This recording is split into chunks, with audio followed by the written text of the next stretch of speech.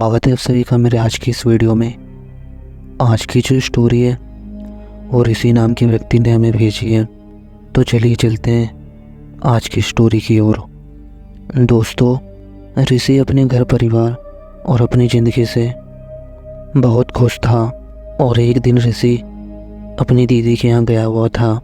घर लौटते वक्त रात काफ़ी हो गई थी, यही कहीं 11 से 12 बज चुके थे। और जब ऋषि घर पहुंचा तो उनकी माँ ने घर खोला और उन्होंने कहा कि बहुत जल्दी बूढ़ा हो गया, तो अभी से तेरी कमर इतनी झुक गई, अभी तो तेरी शादी भी नहीं हुई। इस पर ऋषि ने जवाब दिया, क्या माँ, तू भी ना, पता नहीं क्यों पीठ दर्द कर रही है, ऐसा लग रहा है मानो किसी ने बहुत ज़्यादा वजन रख दिया हो पीठ पर। यह सुनकर उनकी माताजी ने कहा, चल जा सो जा। मगर ऋषि का दर्द सुबह तक भी ठीक नहीं हुआ, बल्कि ठीक होने की वजह और ज़्यादा बढ़ गया। और जब सुबह ऋषि की माँ ऋषि के लिए चाय लेके जाती है तो वो ऋषि से पूछती है कि क्या हुआ, दर्द कम हुआ? मगर ऋषि बोलता है कि नहीं माँ, अभी भी दर्द है, लगता है डॉक्टर के पास जाना पड़ेगा। जिस पर ऋषि की माँ कहती है, चलो फिर डॉक्टर के पास ही चलते हैं। डॉक्टर ऋषि को एग्जामिन करने के बाद बोलता है कि चिंता की कोई बात नहीं है, ये कुछ दवाइयाँ लिखती है, इसे खाओ, कुछ दिनों में ठीक हो जाओगे।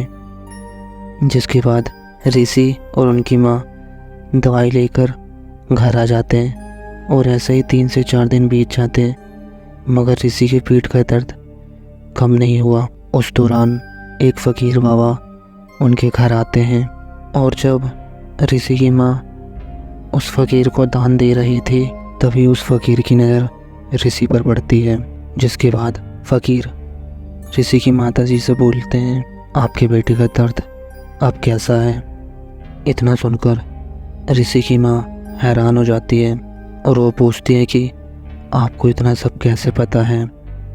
जिसके बाद वो फ़कीर बाबा बोलते हैं कि उसे ऐसा लग रहा होगा कि उसके पीठ के ऊपर कोई भारी सामान रख दिया गया है और तो और कोई दवाई भी काम नहीं कर रही होगी, ऐसा ही है ना?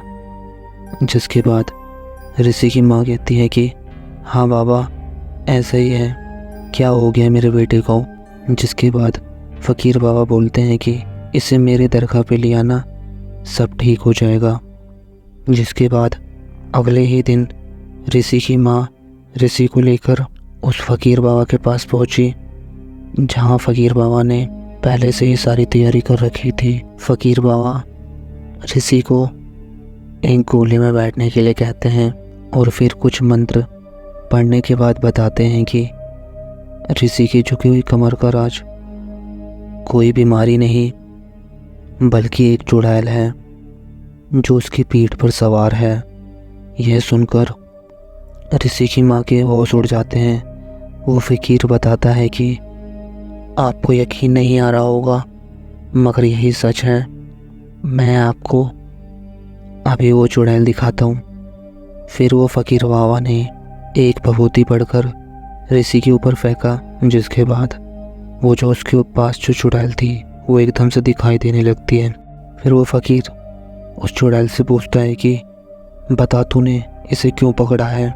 जिसके बाद वो चुड़ैल बताती है कि उस रात जब ऋषि टॉयलेट कर रहा था तो उसके अंदर से जो गंध निकल रही थी वो मुझे बहुत पसंद आई और मैं अपने आप को रोक नहीं पाई और ऋषि के साथ उसके पीठ पर बैठकर आ गई हूँ और अब मैं वहाँ से बिल्कुल भी नहीं हटने वाली हूँ। जिसके बाद फ़कीर बाबा ने अपनी शक्ति से ऋषि को उस चुड़ैल से छुटकारा दिला ही दिया।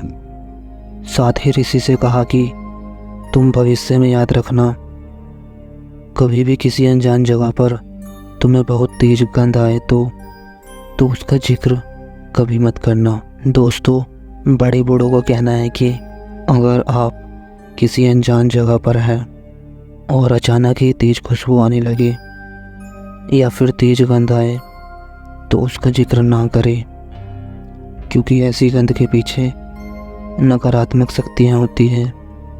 तो दोस्तों, आज की वीडियो में सिर्फ इतना ही। आशा करता हूँ सभी को आज का ये वीडियो अच्छा लगा होगा। ऐसे ही और इंटरेस्टिंग वीडियोज़ के लिए मेरे चैनल को प्लीज़ सब्सक्राइब कीजिए। Thanks for watching.